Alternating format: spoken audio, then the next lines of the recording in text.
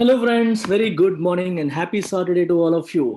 Okay, ఇవాళ editorial session begin చేసే ముందు మన ఇన్స్టిట్యూట్లో ఆఫర్ చేస్తున్న అన్ని ఆన్లైన్ కోర్సెస్ గురించి ఒక brief introduction and how they are structured అనేది కూడా మీరు చూడండి. ఎందుకంటే the way we offer our courses is different from other institutes because we have something called infinity. So infinity అంటే అన్ని లైఫ్ టైం వ్యాలిడిటీ. మన ఇన్స్టిట్యూట్లో ఉన్న అన్ని కోర్సెస్ కూడా లైఫ్ టైం వ్యాలిడిటీ కోర్సెస్. మీరు అడగాల్సిన అవసరం లేదు, ఏ కోర్స్ అయినా సరే లైఫ్ టైం వ్యాలిడిటీతోనే వస్తుంది.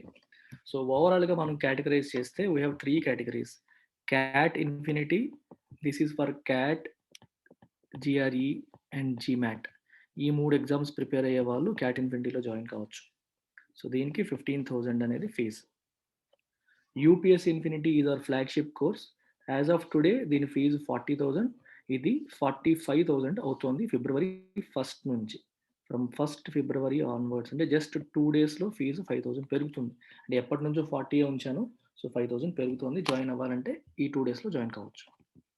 అండ్ ఆప్షనల్, యూపీఎస్సీలోనే ఆప్షనల్ అనేది ఆంథ్రోపాలజీ అండ్ పబ్లిక్ అడ్మినిస్ట్రేషన్ మనం ఆఫర్ చేస్తున్నాం. This is offered at 20,000 rupees. All courses life time వ్యాలిడిటీతో వస్తాయి, నేను మళ్ళీ చెప్పాల్సిన అవసరం లేదు. బ్యూటీ ఏంటంటే యూపీఎస్సీ ఇన్ఫినిటీలో జాయిన్ అయ్యే వాళ్ళకి దాని కింద మెన్షన్ చేసిన ఇవన్నీ కూడా వస్తాయి. సో ఏమొస్తాయి? First prelims, mains, interview. General స్టడీస్లో prelims, mains, interview plus CSAT అనేది కంబైన్ అయిపోతుంది. వీటితో పాటు కరెంట్ అఫైర్స్. ఆబ్వియస్గా ఫుల్ కోర్స్ ఆఫర్ చేసేటప్పుడు కరెంట్ అఫైర్స్ కూడా అందులో భాగమే. Current affairs is also very much part of it. Current affairs ఇండివిజువల్గా కూడా తీసుకోవచ్చు. దీనికి ఫీజు 10,000. ఓన్లీ కరెంట్ అఫైర్స్ 10,000 పెట్టి వేరేగా తీసుకోవచ్చు. వేరెవర్ ఐ మెన్షన్ ఇన్ఫినిటీ, అది కోర్స్ పేరు, లైఫ్ టైం వ్యాలిడిటీతో ఉన్న కోర్స్ పేరు అని అర్థం. అలాగే యూపీఎస్సీ ఇన్ఫినిటీ తీసుకునే వాళ్ళకి గ్రూప్ 1 ఇన్ఫినిటీ కూడా ఫ్రీ ఇస్తున్నాం. ఏపీ అండ్ తెలంగాణ, అంటే ఏపీ అండ్ తెలంగాణకి అవసరమైన గ్రూప్ 1 కంప్లీట్ కోర్స్ కూడా యూపీఎస్సీ తీసుకునే వాళ్ళకి ఫ్రీగా వస్తుంది. సో దీని ఫీజు 25,000. యూపీఎస్సీ ఇన్ఫినిటీలో ఇది అంతర్భాగం, వేరేగా తీసుకోవాల్సిన పని లేదు. ఇండివిజువల్గా గ్రూప్ 1 జాయిన్ అవ్వాలనుకునే వాళ్ళు 25,000 పెట్టి గ్రూప్ 1 ఇన్ఫినిటీలో జాయిన్ అవ్వచ్చు. Again this is lifetime validity course. తర్వాత బ్యాంక్ సుప్రీం ఇన్ఫినిటీ, ఇది మామూలుగా అయితే 15,000 పెట్టి సెపరేట్గా జాయిన్ అవ్వచ్చు. బ్యాంక్ సుప్రీం ఇన్ఫినిటీ అనేది ultimate banking and insurance course. Bank సెగ్మెంట్లో ఉన్న అన్ని జాబ్స్ కూడా ఇందులో కంబైన్ అయిపోతాయి. ది టాప్ మోస్ట్ జాబ్స్ అయినటువంటి reserve bank of India, SEBI, NABARD, RBI grade B notification మొన్న వచ్చింది, SEBI grade A and NABARD, all these things are combined in this particular course. వీటితో పాటు బ్యాంక్ ఎగ్జామ్స్, ఎస్ఎస్సి, సిజిఎల్, ఈ రెండింటిని కంబైన్ చేసిన ఇంకో కోర్స్ ఉంది, బ్యాంక్ ఎస్ఎస్సి ఇన్ఫినిటీ. ఇది 8,000 ఫీజు. విడిగా తీసుకుంటే బ్యాంక్ సుప్రీం ఇన్ఫినిటీ తీసుకునే వాళ్ళకి ఇది ఫ్రీ వస్తుంది. సో బ్యాంక్ అండ్ ఎస్ఎస్సి ఇన్ఫినిటీలు ఏమొస్తాయి? Bank infinity and SSC, CGL. Bank infinity మళ్ళీ ఇండివిజువల్గా తీసుకోవచ్చు 6,000తో. సో మీరు ఓన్లీ బ్యాంక్ ఎగ్జామ్స్ ప్రిపేర్ అయితే బ్యాంక్ ఇన్ఫినిటీ, బ్యాంక్తో పాటు ఎస్ఎస్సి, సిజిఎల్ కూడా ప్రిపేర్ అయితే బ్యాంక్ అండ్ ఎస్ఎస్సి ఇన్ఫినిటీ. అన్ని బ్యాంక్ ఎగ్జామ్స్, ఎస్ఎస్సి ఎగ్జామ్స్ కంబైన్డ్గా టాప్ మోస్ట్ లెవెల్ వరకు వెళ్ళాలనుకుంటే bank supreme infinity. Only group 1 అయితే గ్రూప్ 1 ఇన్ఫినిటీ. ఓన్లీ యూపీఎస్సీ అయితే యూపీఎస్ ఇన్ఫినిటీ. యూపీఎస్ ఇన్ఫినిటీకి ఇవన్నీ అడిషనల్గా ఫ్రీగా ఇస్తున్నాం, కాంప్లిమెంటరీగా ఇవన్నీ వస్తాయి. ఓన్లీ ఆప్షనల్కి ఇది క్యాట్, జిఆర్ఈ, జిమాట్కి ఇది. So this is how the courses are structured.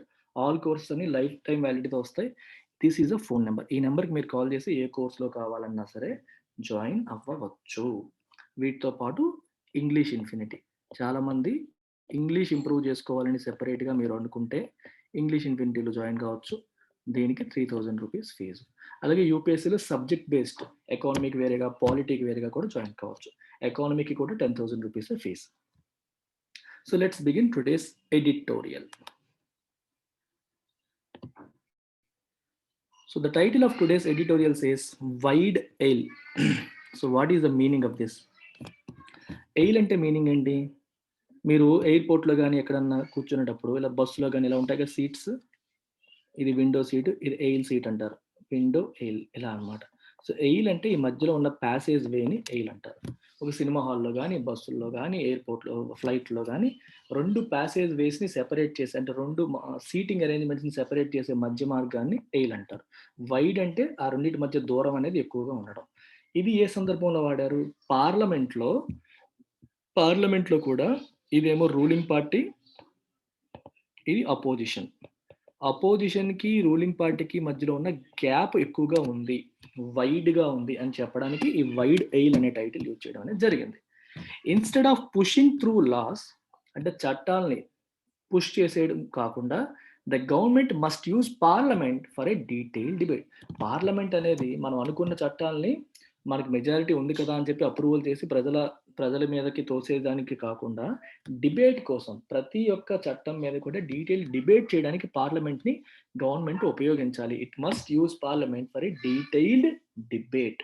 అంటే పార్లమెంట్‌లో జరిగేది లైవ్ టెలికాస్ట్ అవుతాయి. ప్రజలందరూ చూస్తారు. Government dissenting view, opposite view కూడా వింటుంది అనే భావం వెళ్తోంది. The government and the opposition are headed on a collision course in the budget session of parliament, with the latter planning to move a joint motion demanding a repeal of the three laws that are agitating farmers in much of the country. So pay full attention. Government మరియు opposition are headed అంటే ఆ దారిలో వెళ్తున్నాయి. ఏ దారిలో? On a collision course, ఇద్దరు గొడవలు ఆడుకునే దారిలో. సో గవర్నమెంట్ ఎలా వస్తుంటే అపోజిషన్ దానికి ఆపోజిట్ వస్తుంది. సో ఏమవుతుంది? కొలిజన్ జరుగుతుంది. హెడ్ ఆన్ కొలిజన్ జరిగే అవకాశం, గుద్దులాడుకునేలాగా వెళ్తున్నాయి. ఏ రకంగా? విత్ ద లేటర్ అంటే ఎవరు? అపోజిషన్. ఇప్పుడు ఇద్దరు గురించి మాట్లాడి ద లేటర్ అన్నారనుకోండి, తర్వాత చెప్పబడ్డ వ్యక్తి అని అర్థం. ద ఫార్మర్, FORMER, ఫార్మర్ అని చెప్పారనుకోండి, ద ఫార్మర్ అంటే ముందు చెప్పబడ్డది.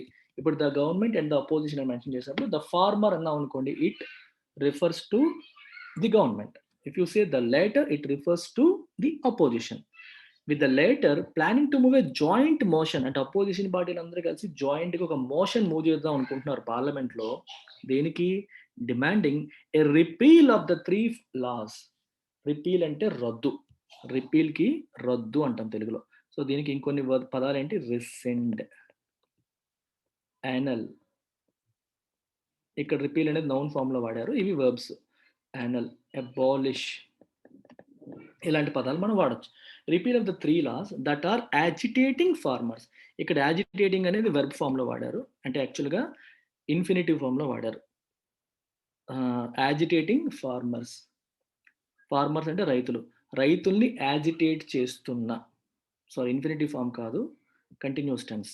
ఆర్ యాజిటేటింగ్, రైతుల్ని యాజిటేట్ చేస్తున్న. యాజిటేట్ అనేది వెర్బ్, యాజిటేటింగ్ అనేది దాని యొక్క ఇంగ్ ఫామ్. రైతుల్ని అంటే యాజిటేషన్ అంటే అర్థం ఏంటి? ఒక రకమైన నిరసన. రైతుల్లో నిరసన భావం కలిగించుతున్న, రైతులకి ఇబ్బంది పెడుతున్న అనే రకంగా చెప్పొచ్చు. రైతులకి ఇబ్బంది పెడుతున్న ఈ 3 చట్టాలని రద్దు చేయమని ఒక జాయింట్ మోషన్ మూవ్ చేద్దాము అని అపోజిషన్ వాళ్ళు అనుకుంటున్నారు. అందుకని they are moving in collision course. Collision అంటే గుద్దులాట, ఫైట్ చేయడం. కొలైడ్ అంటాం కదా, గుద్దేసింది అని. అలా clash. The confrontation over these laws is a legacy of the last session, where they were passed without detailed and proper consultation with political parties, experts and farmer representatives. ఇప్పుడు ఎందుకు confrontation వచ్చింది? Confrontation అంటే గొడవ, fight, argumentation. ఈ చట్టాల పట్ల ఎందుకు ఇప్పుడు కాన్ఫరంటేషన్ వచ్చింది? It is a legacy. Legacy అంటే వారసత్వంగా వచ్చింది. అంటే వారసత్వం ఇన్ ద సెన్స్ దాని వలన వచ్చింది అని అర్థం. దేనివల్ల? Of the last session. గత పార్లమెంట్ సెషన్‌లో కొన్ని తప్పుల వల్ల దానికి లెగసీ కింద ఇది వచ్చింది. దాని యొక్క పర్యవసానం కింద, దాని వారసత్వం కింద ఇది వచ్చింది అని మనం చెప్పొచ్చు. గత పార్లమెంటరీ సెషన్‌లో ఏం జరిగింది? They were passed. They were అంటే ది లాస్. ఈ లాస్ పాస్ చేయబడ్డాయి. Without detailed and proper consultation. డీటెయిల్డ్‌గా, ప్రాపర్‌గా కన్సల్టేషన్ చెయ్యకుండా, డిస్కషన్ చేయకుండా ఇవి పాస్ చేయబడ్డాయి. ఎవరితో డిస్కషన్ చేయలేదు? With other political parties, experts and farmer representatives తోని, పొలిటికల్ పార్టీస్ తోని, ఎక్స్పర్ట్స్ తోని డీటెయిల్డ్ డిస్కషన్ చెయ్యకుండా ఈ లాస్ ని పాస్ చేయడం జరిగింది. అందువల్లే ఇప్పుడు ఫార్మర్స్ దేశవ్యాప్తంగా యాజిటేషన్ చేసే పరిస్థితి వచ్చేసింది. ఇప్పుడు గత 2 నెలలుగా నిరసన వ్యక్తపరుస్తున్నారు, ప్రొటెస్టులు చేస్తున్నారు. ఇప్పుడు అపోజిషన్ పార్టీలన్నీ కలిపి ఈ చట్టాన్ని రద్దు చేయండి అని ఒక జాయింట్ మోషన్ పెట్టాలనే ఆలోచనకు వచ్చే పరిస్థితి వచ్చింది. The session began with around 20 opposition parties boycotting the president's address to a joint sitting of parliament. ఎప్పుడు కూడా ఏంటంటే మనకి ప్రెసిడెంట్స్ అడ్రస్ అనేది జరుగుతుంది. జాయింట్ సిట్టింగ్ అంటే మొత్తం లోక్సభ, రాజ్యసభ మొత్తం అందరూ కలిసి కూర్చున్న ఈ సెషన్‌లో ప్రెసిడెంట్ అడ్రెస్ చేస్తారు. ఈ అడ్రెస్‌కి 20 అపోజిషన్ పార్టీస్ బాయ్‌కాట్ చేశాయి. ప్రెసిడెంట్ అడ్రెస్‌ని వాళ్ళు వినలేదు. ప్రెసిడెంట్ స్పీచ్‌ని వాళ్ళు వినలేదు.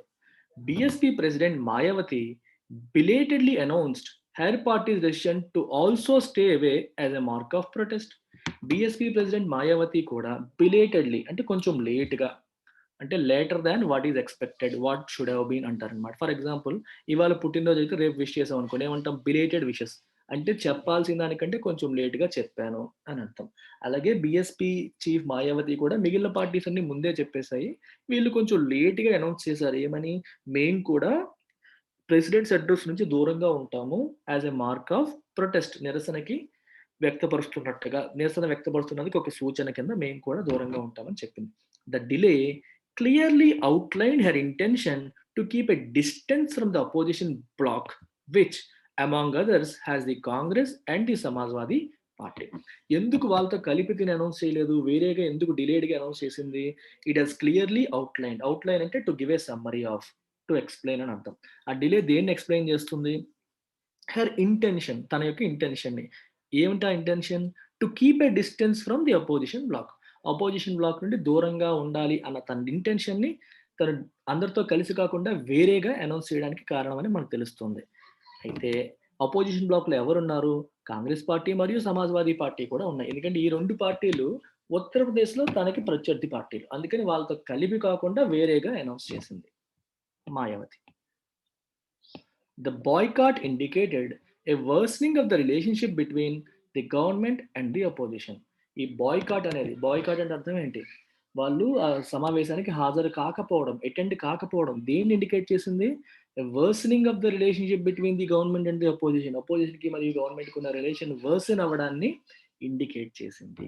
ఇన్ జాన్యువరి 2020, జనవరి 2020లో the opposition had attended the president's address wearing black bands. అప్పుడు కూడా president address opposition party black bands వేసుకొని, చేతికి బ్లాక్ కలర్ బ్యాండ్స్ వేసుకొని అటెండ్ అయ్యారు. అప్పుడు కూడా నిరసన వ్యక్తపరచడానికి అలా చేస్తారు.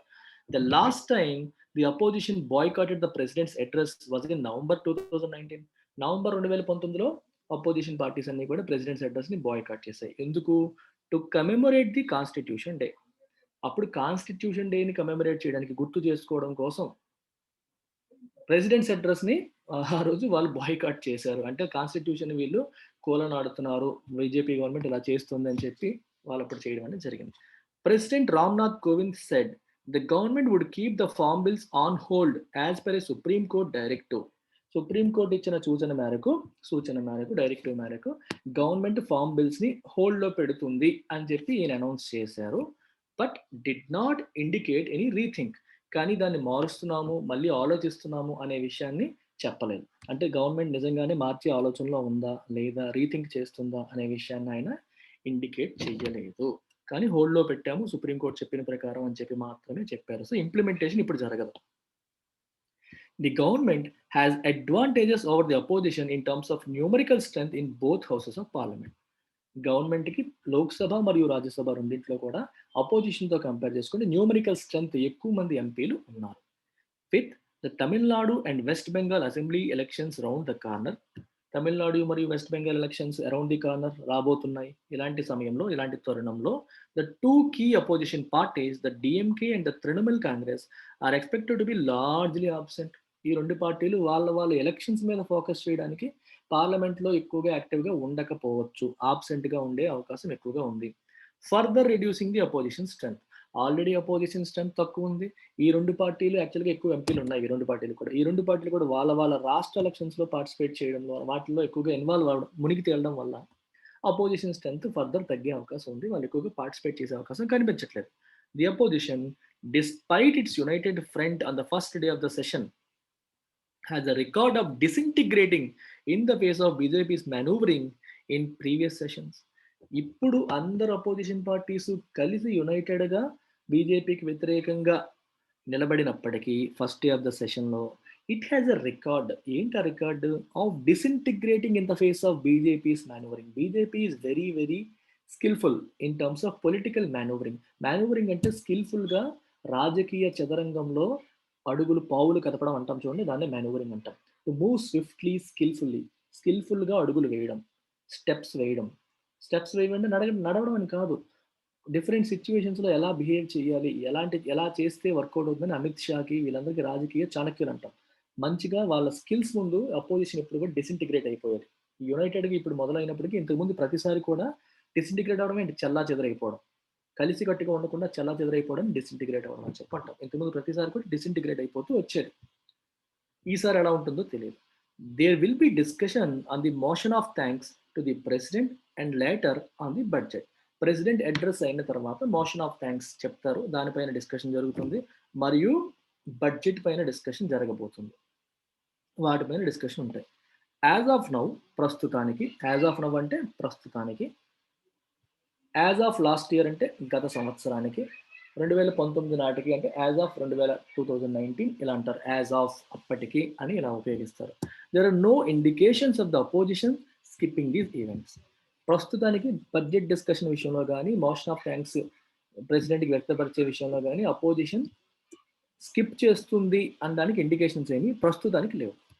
ఇన్ లెజిస్లేటివ్ బిజినెస్‌లో recent ordinances such as the Arbitration and Conciliation Ordinance 2020, which has provisions to deal with domestic and international arbitration and defines the law for conducting conciliation proceedings, and the Jammu and Kashmir Reorganization Ordinance 2020, which is for merging J&K cadre of All India Services officers such as the IAS, IPS, and Indian Forest Service with the Arunachal Pradesh, Goa, Mizoram Union Territory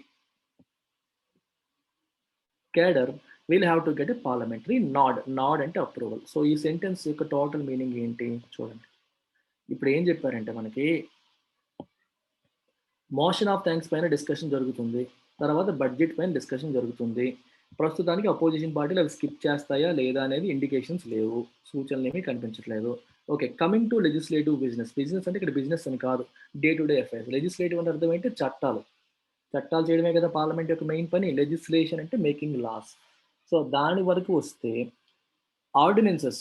ordinance అనేది ఎవరు issue చేస్తారు? President of India. President ఎందుకు issue చేస్తారు? Parliament సమావేశపరిచి లేనప్పుడు government ఏదన్నా చట్టం ఇమీడియట్‌గా చేయాలి అనుకుంటే it can ask the president to issue an ordinance. ఆర్డినెన్స్‌కి ఒక చట్టానికి ఉన్న పవర్ ఉంటుంది. పార్లమెంట్ చేసే చట్టానికి ఎంత పవర్ ఉంటుందో, ఒక యాక్ట్‌కి ఎంత పవర్ ఉంటుందో ఆర్డినెన్స్‌కి అంతే పవర్ ఉంటుంది. అయితే ఆర్డినెన్స్ ఇష్యూ చేసిన తర్వాత ఇమీడియట్‌గా జరిగే లోక్సభ, రాజ్యసభ సమావేశాల్లో ఆర్డినెన్స్‌ని చట్టం కింద మార్చుకోవాలంటే బిల్లు కింద ప్రవేశపెట్టి దాన్ని ఫార్మల్ లా కింద మార్చాలి. సో ఇలా రీసెంట్‌గా చేసిన 2 ఆర్డినెన్సెస్ ఏంటవి? ఒకటి arbitration and conciliation amendment ordinance 2020. Arbitration అంటే మీకు విచారణ అనమాట. ఏదన్నా తగాదా వచ్చినప్పుడు వాళ్ళకి వీళ్ళకి మధ్యలో గొడవలు 2 వైపులా విని దానికి తీర్పునిస్తారు చూడండి వాళ్ళని ఆర్బిట్రేటర్ అంటారు. రీసెంట్‌గా మనకి వోడాఫోన్ కంపెనీతోని అలాగే 2, 3 కంపెనీలతో ఇండియాకి ఇష్యూస్ వచ్చాయి. అది ఇంటర్నేషనల్ కోర్ట్ ఆఫ్ జస్టిస్‌లో వీటిల్లో పీసీఏలో పర్మనెంట్ కోర్ట్ ఆఫ్ ఆర్బిట్రేషన్ హేగ్‌లో ఉన్న పీసీఏలో దానిపైన తీర్పులు జరిగాయి. అంటే ఇటువైపు వాదన, అటువైపు వాదన విని తీర్పునివ్వడాన్ని ఆర్బిట్రేషన్ ప్రాసెస్ అంటాం. దీనికి కన్సిలియేషన్ అంటే 2 పార్టీలు కూర్చొని సెటిల్ చేసుకోవడం. మీడియేషన్ అనమాట. ఆర్బిట్రేషన్ అనేది వేరే వాళ్ళ దగ్గరికి వెళ్ళడం. కన్సిలియేషన్ అనేది పార్టీలే కూర్చొని ఎవరెవరైతే తగాదాలు ఉన్నాయో వాళ్ళు కూర్చొని సెటిల్ చేసుకోవడం. అంటే ఫ్రెండ్లీ రిలేషన్స్ ఎస్టాబ్లిష్ చేయడానికి ట్రై చేయడానికి కన్సిలియేషన్ అంటాం. కోపాన్ని పక్కన పెట్టి కూర్చొని తగాదా పరిష్కరించుకోవడానికి కన్సిలియేషన్ అని చెప్పి అంటాం. సో ఈ ఆర్డినెన్స్ ఒకటి. దీంట్లో ఏం ప్రావిజన్స్ ఉన్నాయి? Provisions to deal with domestic and international arbitration. డొమెస్టిక్‌లోను, ఇంటర్నేషనల్ గాను ఆర్బిట్రేషన్ కేసులు ఏమన్నా వస్తే వాటిని ఎలా హ్యాండిల్ చేయాలి, ఏంటి అనే విషయానికి ప్రావిజన్స్ ఉన్నాయి. And also it defines the law for conducting conciliation proceedings. ఈ మనతో పాటు డిఫర్ అవుతున్న తగాదా పడుతున్న పార్టీతో కన్సిలియేషన్ ఎలా చేసుకోవాలి అనడానికి కూడా అందులో ప్రావిజన్స్ మెన్షన్ చేశారు. ఇది ఒక ఆర్డినెన్స్. ఇంకో ఆర్డినెన్స్ ఏంటి? Jammu and Kashmir reorganisation ordinance, J and K reorganisation ordinance 2021.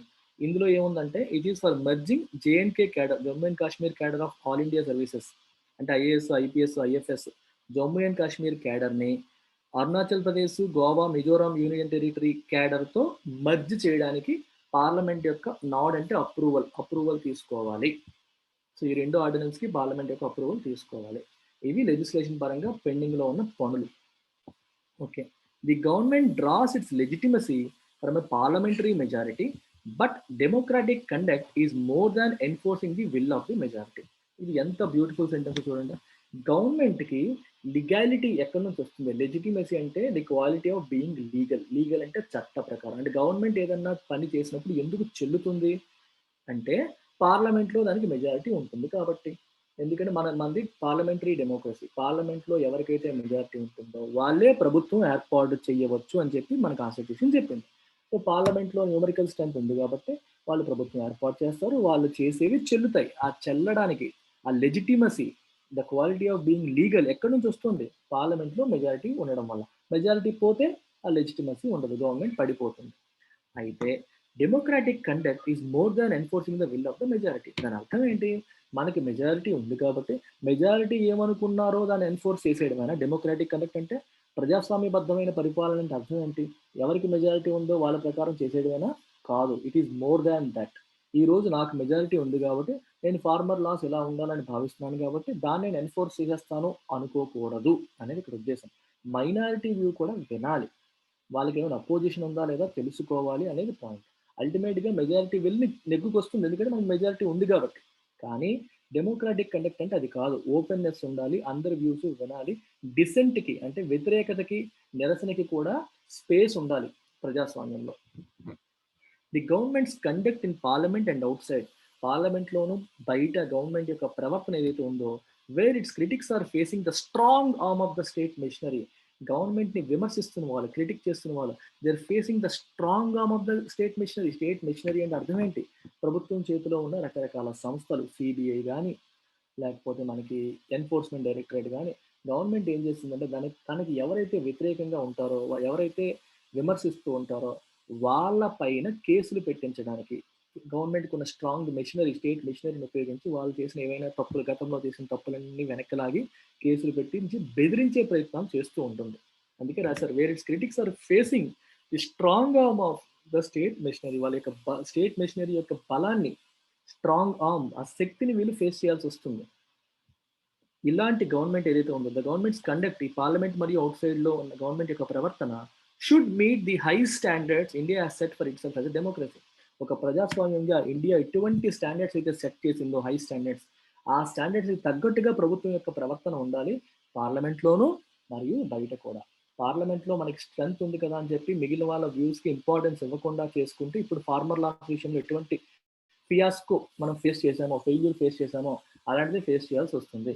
బయట కూడా అంతే. మనల్ని ఎవరైనా క్రిటిసైజ్ చేస్తే వాళ్ళని బెదిరించి భయపెట్టి వెళ్ళకూడదు. ప్రజాస్వామ్యంలో అది కరెక్ట్ కాదు అని ఈ ఓవరాల్గా కన్క్లూజన్ అన్నమాట. ఓకే. సో దీనికి ఓవరాల్ సమ్మరీ చెప్పాలి అంటే మనకి బడ్జెట్ సెషన్ స్టార్ట్ అయింది. ప్రెసిడెంట్ అడ్రస్ ఇచ్చినప్పుడు చాలామంది అపోజిషన్ పార్టీస్ అన్ని రాలేదు. ఫార్మర్ లాస్ని యాక్చువల్గా వాళ్ళు రిపీల్ చేయమని అడుగుతున్నారు. పరిస్థితి ఎలా ఉందంటే గవర్నమెంట్ ప్రవర్తన ఎలా ఉందంటే వాళ్ళకి న్యూమరికల్ స్ట్రెంత్ ఉంది కాబట్టి అపోజిషన్ వ్యూస్కి పెద్దగా ఇంపార్టెన్స్ ఇవ్వకుండా ఎవరితో డెలిబరేషన్స్ డిస్కషన్స్ చేయకుండా చట్టాలని అప్రూవ్ చేసేస్తున్నారు. దానివల్ల పర్యవసానాలు కూడా గవర్నమెంట్ ఇప్పుడు ఫేస్ చేస్తుంది. సో గవర్నమెంట్ తన స్ట్రెంగ్త్ని పార్లమెంట్లోనూ బయట తనకున్న బలాన్ని ఉపయోగించి నోర్లు నొక్కేయకుండా ఎదుటి వాళ్ళ ఆలోచనలకి స్పేస్ కల్పించాలి. ఒక డెమోక్రాటిక్ కండక్ట్ని చూపించాలి. స్ట్రెంగ్త్ ఉంది కదా అని చెప్పి తొక్కేయకూడదు అనేది అల్టిమేట్‌గా దీని యొక్క సారాంశం. That's it. Thank you very much. Take care.